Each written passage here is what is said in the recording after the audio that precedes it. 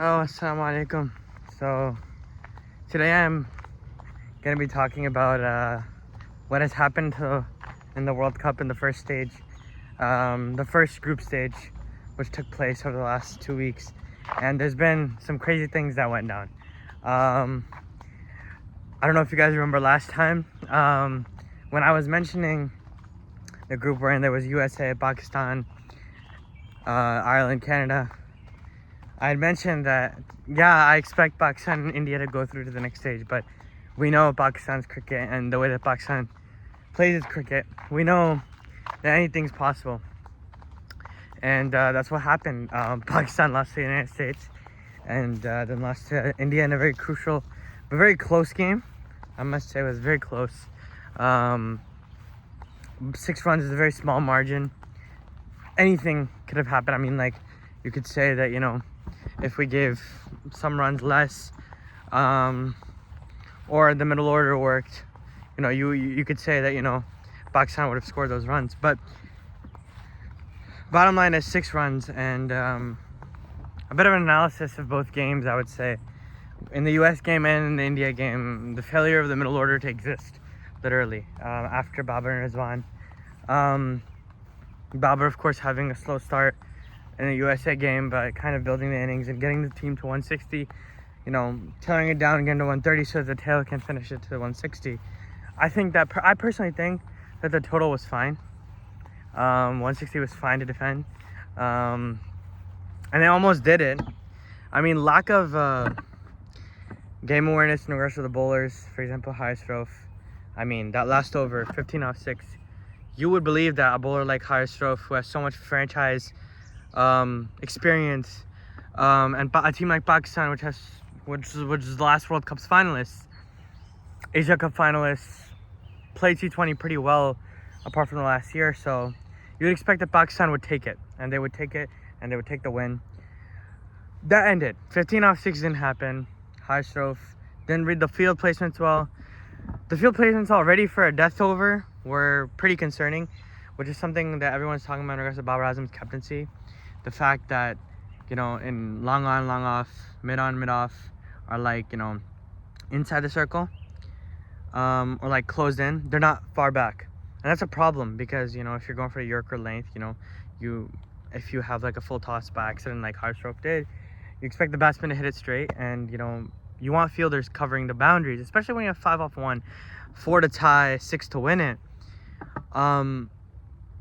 You want to be prepared for that, and the captaincy was definitely low tier, and that went wrong. And then let's come to Amir's super over, which was very bad. I mean, for the starters, one boundary, it happens, and it's super over. It's going for attacking. There's no concept of singles or doubles. Got it. But giving 13 runs without getting hit for a single boundary, whereas most of the runs were in wides and doubles, which were not supposed to be doubles. I mean, they were overthrow runs. So failure of Rizwan, failure of backup fielders, failure of a fielding unit, and of course bowling. Mohammad Amir bowled probably the worst over in his life, in my opinion. I think 17 so runs against a team like USA. He should have restricted them for less than 10, 9, 10, 11 maximum. When you come to Pakistan super over batting, obviously very disappointing. The fact that they sent Fakhr and Iftikhar, left arm seamer, angling for Fakhr Zaman, should have been the one facing, because as you know, for left-hand bowlers, left-hand batsmen are tactically the better option for the attack. I mean, for example, like if there's a lefty spinner who comes on, it's usually the left-hand batsman who takes on the attack and usually successfully attacks.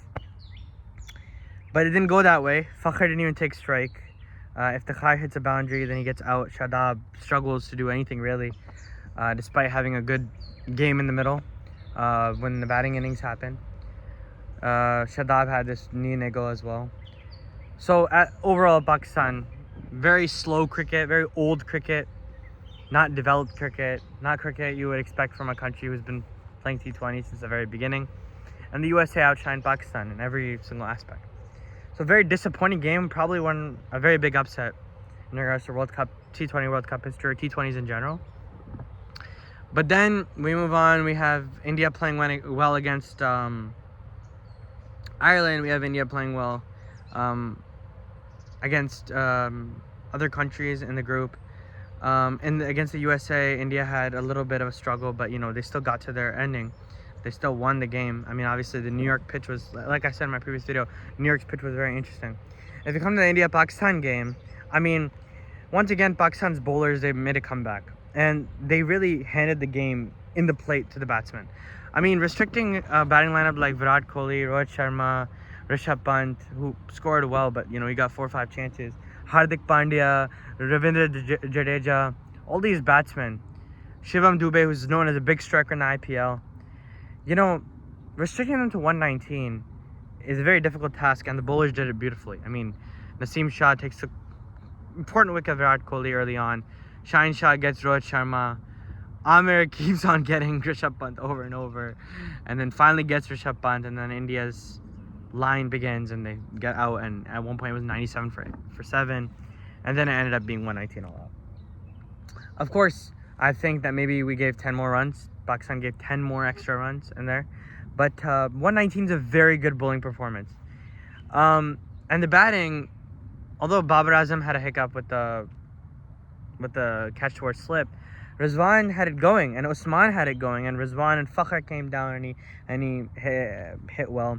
So Rizwan had it going. I mean, it was run a ball, 48 off 48. You would expect. I didn't 100%. I wasn't on board with it, but I also had a feeling that, okay, look, run a ball, possible.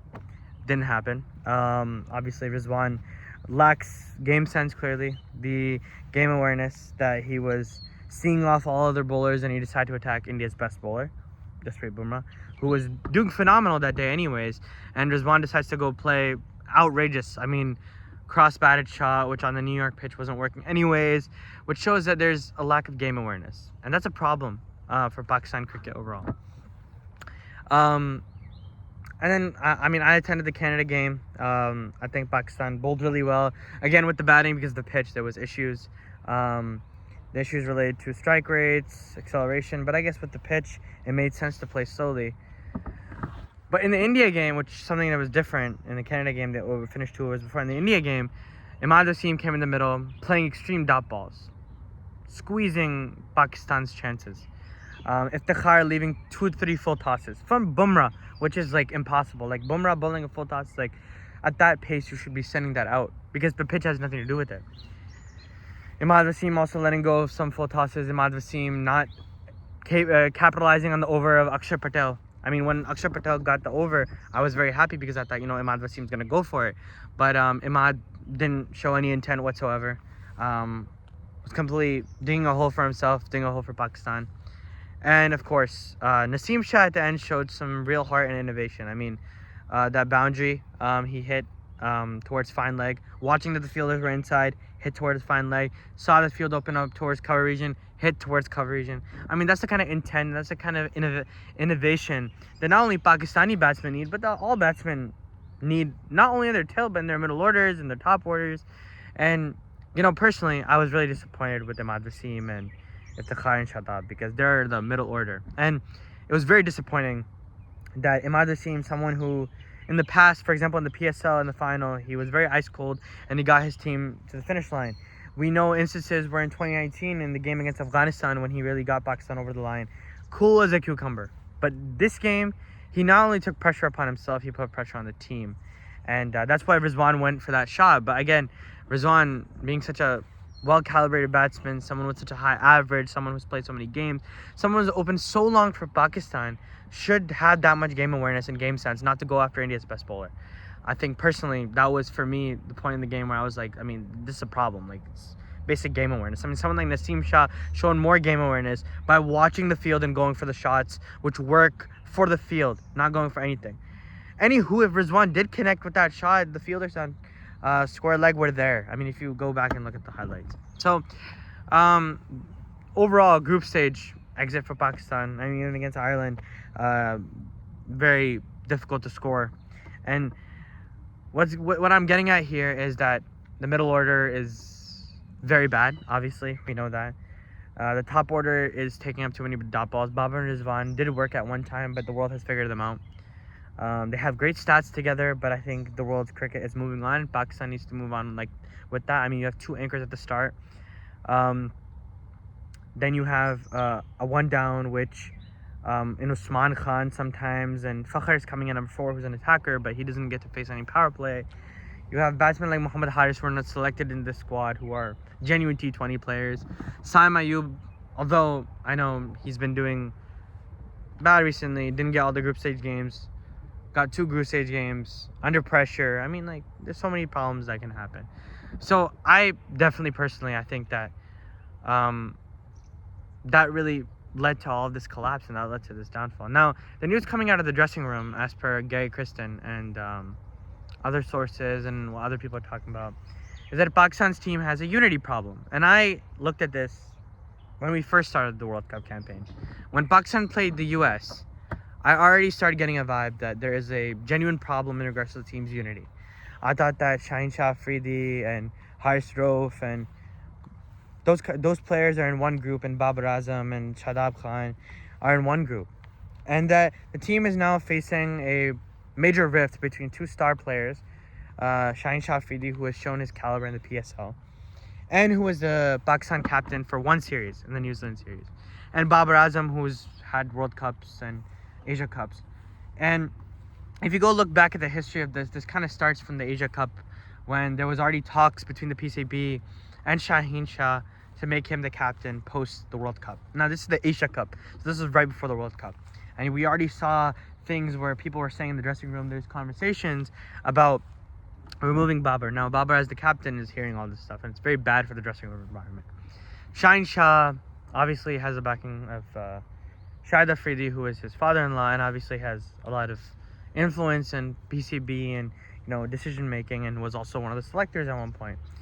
And obviously, I mean, if you know the history in regards to Shahid Afridi, you should know that Shahid Afridi was at one point one of the most political figures in PCT. Pakistan cricket team's most political figures was Shahid Afridi, who in 2009 orchestrated, according to Yunus Khan, who was the captain at the time, and according to many sources later on, Shahid Afridi orchestrated somewhat a revolt or a coup against Yunus Khan.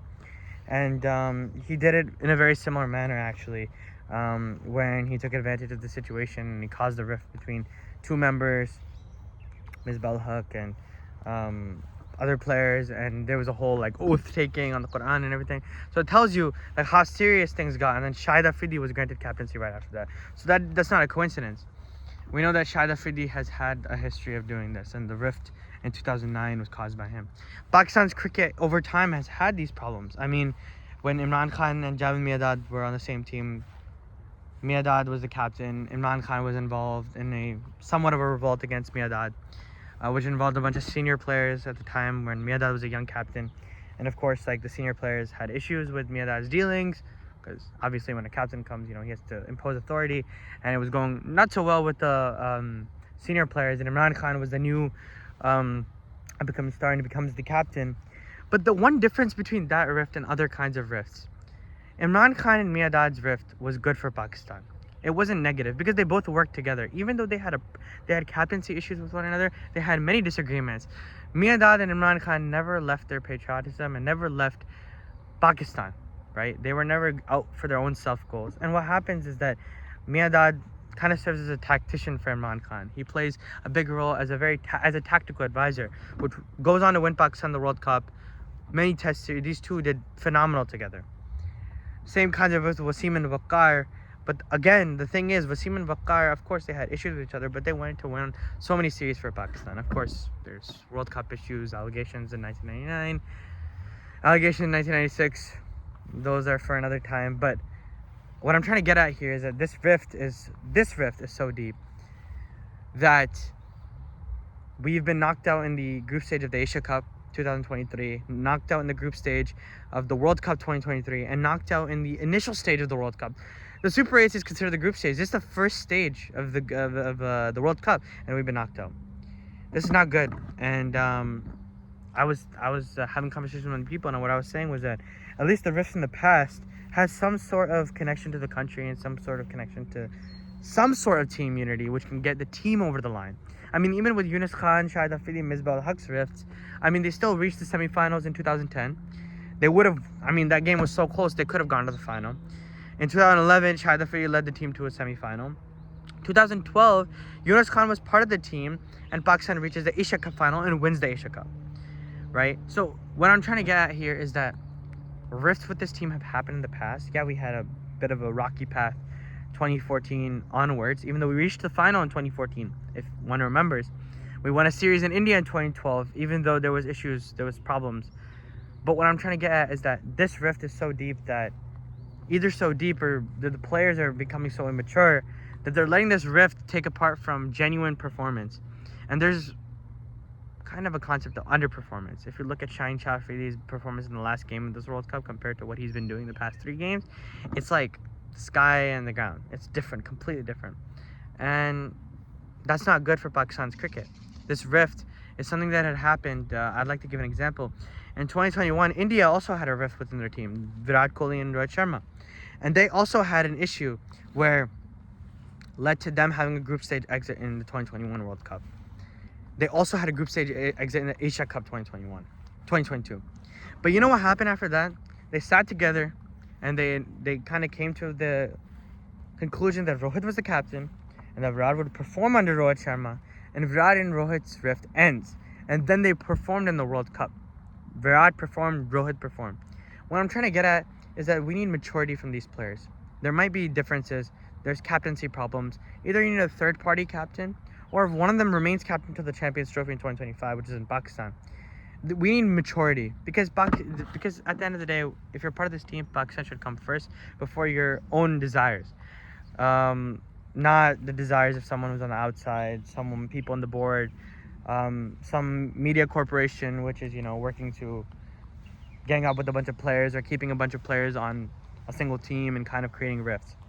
So I'd like to end it off with saying this. I think that Pakistan cricket is going through a very rough patch, like always, one might say. But I think the last couple of years under Babar Azam showed us some highs. I mean, 2021, undefeated in the group stages, almost won the semi.